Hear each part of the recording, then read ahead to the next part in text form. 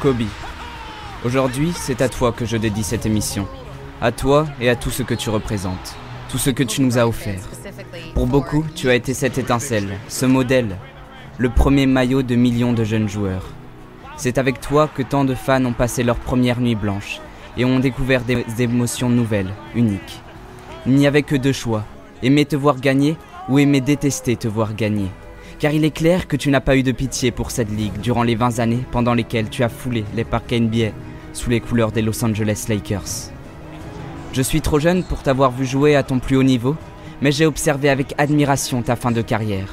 Et c'est avec ce même sentiment que j'ai regardé les vidéos de tes plus grands moments ou écouté toutes les histoires à ton sujet. Car des histoires, il y en a. Ta légendaire Mamba Mentality ne peut que m'inspirer. Et c'est pour moi un exemple que je tente de suivre jour après jour. Alors oui, tu restes l'un des meilleurs joueurs de tous les temps et le premier dans de nombreuses disciplines. Car ce n'est pas sans effort que tu en es arrivé là. Les sacrifices ont été nombreux, comme tu le dis toi-même, tu as donné ton âme à ce sport. Mais c'est avec plaisir que tu l'as fait, sans jamais hésiter. Car plus qu'une passion, c'est de l'amour que tu as éprouvé pour ce sport. Un amour pur et immortel, un de ceux qui ne peuvent être à l'origine que de grandes choses. Mais il était difficile de deviner à quel point cette relation allait apporter au monde. Tu nais dans la ville de Philadelphie, et dès ta plus tendre enfance, tu es plongé dans l'univers de la balle orange, par un père joueur qui t'emmène avec toute la famille en Italie, où tu grandiras en découvrant le monde professionnel du basketball à travers les matchs de ton paternel. S'il est d'abord difficile de s'intégrer dans un pays dont tu ne connais absolument pas la langue, ce sont ces années qui te permettront de t'ouvrir à une nouvelle culture et te feront comprendre l'importance de s'intéresser au reste du monde. Tu commences alors à t'intéresser à la Grande Ligue, en visionnant et revisionnant les cassettes de Magic Johnson et Michael Jordan, tes idoles. Tu es encore tout jeune, mais tu souhaites déjà atteindre leur niveau un jour, et tu veux au moins essayer pour savoir si tu en es capable. Et c'est avec ton caractère plein de confiance que tu annonces à tous les collègues de ton père que tu les battras bientôt tous de très loin.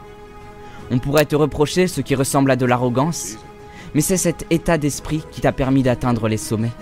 Et tu vas continuer de le cultiver en rentrant à Philadelphie en 1992. Tu y rejoins l'équipe de ton lycée à Lower Merion, et tu consacres ton temps libre à sillonner tous les playgrounds de la ville où la pitié n'existe pas et le trash talking règne en maître. Alors tu as dû travailler des heures et te battre pour te faire ta place, et cela t'a permis de te créer un véritable nom dans chaque quartier. Ton talent et surtout ton travail acharné t'amènent à devenir l'un des meilleurs lycéens de l'histoire. Et alors que tu es encore au lycée, tu t'inscris à la draft où les Charlotte Hornets te sélectionnent en 13e position, avant de te transférer immédiatement aux Lakers et de faire de toi le premier arrière à rejoindre la NBA, sans passer par la case université. Et la suite, vous la connaissez. Un titre de rookie de l'année, une fois MVP, 5 fois champion NBA, 2 fois MVP des finales, 2 fois champion olympique, 14 sélections au All-Star Game, avec 4 titres de MVP du All-Star Game, 9 sélections dans la première équipe défensive, et la liste est encore longue. Car c'était ça ton objectif, tu voulais gagner. Tu représentes le compétiteur ultime. Tu cherchais plus que tout la perfection, à devenir la meilleure version de toi-même. Et c'est ce que tu as fait tout au long de cette magnifique carrière, autant au niveau du jeu que de la mentalité. Dès ta première saison, tu cherches à t'insérer et remportes déjà une première récompense dans ton palmarès en gagnant le concours de dunk. La saison se termine par une élimination en play-off, où les Lakers s'inclinent à la fin d'un match que tu clôtures par plusieurs tirs cruciaux manqués. Mais c'est cet échec qui te motive à te battre pour ne plus jamais revivre cette douleur. Et tu continues ton travail, ton entraînement, ton processus d'évolution. Tant d'anecdotes à ce propos, qui semblent incroyables, mais qui étaient en fait ton quotidien. Comme la fois où un membre du staff te propose de le prévenir si jamais tu souhaites t'entraîner sur quelque chose. Et alors qu'il dormait profondément, c'est son téléphone que tu fais sonner à 4h du matin, pour lui demander de venir à la salle. 20 minutes plus tard, il arrive, mais tu es déjà là depuis bien longtemps. La séance se déroule et l'entraîneur s'en va. Quand il revient le lendemain pour l'entraînement de l'équipe et qu'il vient te voir pour te demander quand tu es rentré te coucher, c'est avec étonnement que tu lui dis que tu n'es pas rentré, tu viens tout juste de finir. Les témoignages de ce type à ton sujet, nous en avons lu et relu. Et il ne faut attendre qu'une saison pour que tu deviennes le nouveau phénomène de la ligue. Tout le monde veut te voir jouer. Celui que l'on voit comme le prochain Michael Jordan attire tous les regards par son style de jeu spectaculaire plein de grâce. Arrivé en 2000, tu deviens aux côtés de Shaq un élément indispensable des Lakers. Et c'est cette année que votre duo inarrêtable soulève pour la première fois le trophée Larry O'Brien. Et visiblement, tu as apprécié cette sensation, car vous revenez réitérer l'exploit les 2 prochaines années, pour ainsi devenir l'une des seules équipes de l'histoire à réaliser un three-peat. Votre duo avec le Shaq était littéralement terrifiant, entre connexions miraculeuses et rivalité d'ego. Les anecdotes sont nombreuses et les victoires tout autant. Malheureusement, après plusieurs années de domination, les problèmes prennent le dessus, et le départ de ton coéquipier à Miami efface les espoirs d'un avenir radieux. Mais c'est désormais toi qui prends incontestablement en main les Angelinos. Et c'est au cours des années qui suivent que l'on découvre enfin ton réel potentiel individuel. Tu deviens un marqueur hors norme, et parviens même à maintenir l'équipe en play-off à l'exception de 2005, alors que peu de monde y croyait encore. Tu empiles donc les prestations jusqu'au jour du 26 janvier 2006, où face aux Raptors de Toronto, tu plantes 81 points. Un record très loin devant les autres dans la NBA moderne. Presque impossible à croire, le monde entier avait du mal à y croire. Mais toi, tu l'as fait. 81 points pour arracher la victoire, 81 points pour marquer l'histoire. L'exercice 2007-2008 commence, et les Lakers ont enfin retrouvé une forme qui leur permet d'atteindre aisément les playoffs.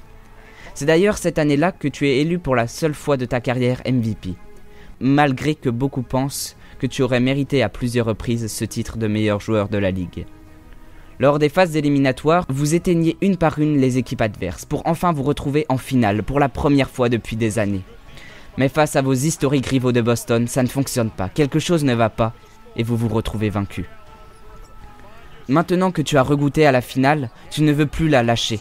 Aidé par un Lamar Odom de prestige et une équipe à la hauteur pour faire partie des favoris à prétendre au titre, vous venez une nouvelle fois à bout des playoffs. Mais cette fois-ci, l'équipe est préparée. Et le Magic d'Orlando et leur pivot Dwight Howard ne font pas le poids et ne peuvent pas vous empêcher de vous hisser au sommet de la ligue. Tu es champion NBA pour la 4e fois. Et avec l'arrivée de Ron Artest dans l'effectif et un renforcement de Pau Gasol, on ne peut plus vous arrêter et vous décrocher le doublé. Comme tu l'as si bien dit, ça fait un de plus que chaque. Il faudra se battre jusqu'aux dernières minutes du Game 7 pour dérober la victoire, à ceux qui 2 ans plus tard vous en avaient privé. Une belle revanche qui est prise, mais c'est aussi un second titre de MVP des finales pour toi. Malgré le fait que tu n'atteindras plus le Graal par la suite, tu continues de briller jusqu'à la fin de ta carrière, malgré quelques blessures. Mais même si les résultats de l'équipe ne sont plus aussi bons, tu continues de gravir les classements de la NBA dans de nombreux domaines. Tu deviens par exemple l'un des seuls joueurs à atteindre la barre des 32 000 points en carrière. Puis en fin 2015, tu annonces que tu joues ta dernière saison sur le parquet. Mais si la plupart s'en vont avec une dernière saison compliquée, d'autres s'en vont comme des légendes. Le 13 avril 2016, tu joues l'ultime match de ta carrière. L'émotion se ressent dans la salle du Staples Center. Et tu vas l'utiliser, puisque tu veux terminer en beauté. Et n'hésite pas à shooter pour nous proposer un véritable récital de 60 points. Un dernier cadeau de ta part au basket, à qui tu as tant donné, à qui tu as tout donné. Il était enfin arrivé le moment de prendre du temps pour toi, de profiter de ta vie et surtout de ta famille. Car oui, tu as fondé une très belle famille avec ta femme Vanessa, que tu as épousée en 2020. Tu peux enfin passer tout le temps que tu souhaites avec tes 2 filles, Natalia et Gianna, qui seront rejoints en 2016 et 2019 par Bianca et Capri. Tu fais tout pour elles, et ta relation avec Gianna, la 2e, est particulièrement touchante. Son attrait pour le basket vous rapproche plus encore, et tu crées même la Mamba Academy, école de basket où tu coaches l'équipe de ta protégée, qui prend déjà le surnom de Mambasita. Car si tu ne joues plus, tu continues de t'investir dans le basket, et en particulier dans le milieu féminin que tu souhaites démocratiser. Mais tu t'ouvres aussi à de nombreux domaines, car tu veux raconter des histoires. C'est pour ça que tu écris une série de livres au croisement entre Harry Potter et notre sport. Puis tu réalises un court-métrage dans lequel tu t'ouvres à nous en réalisant une véritable lettre d'amour au basketball. Tu gagnes un Oscar pour ce dernier et deviens ainsi le premier sportif à obtenir une telle récompense. Alors oui, pour tout cela, nous ne pouvons que te remercier. Tu nous as inspirés, tous inspirés, et continueras de le faire. ta détermination, ta rage de vaincre et ton éthique de travail sans faille doivent être un exemple pour chacun d'entre nous dans n'importe quel domaine de notre vie. Avec Gianna, vous nous avez tragiquement quittés. Vous étiez trop jeune et vous aviez encore tant à apporter. Et comme beaucoup, j'ai versé des larmes. Ça a été difficile d'accepter la triste réalité de votre départ, d'accepter le fait que nous ne vous verrons plus sur les bords des parquets. Mais il faut maintenant lever la tête et suivre ta philosophie. C'est bien la meilleure façon de te rendre hommage, se donner comme tu l'as fait toute ta vie. Pour que tu continues de vivre à travers nous tous. À toi, à Gigi et aux 7 autres victimes de l'accident, reposez en paix. Merci Kobe. Merci Black Mamba.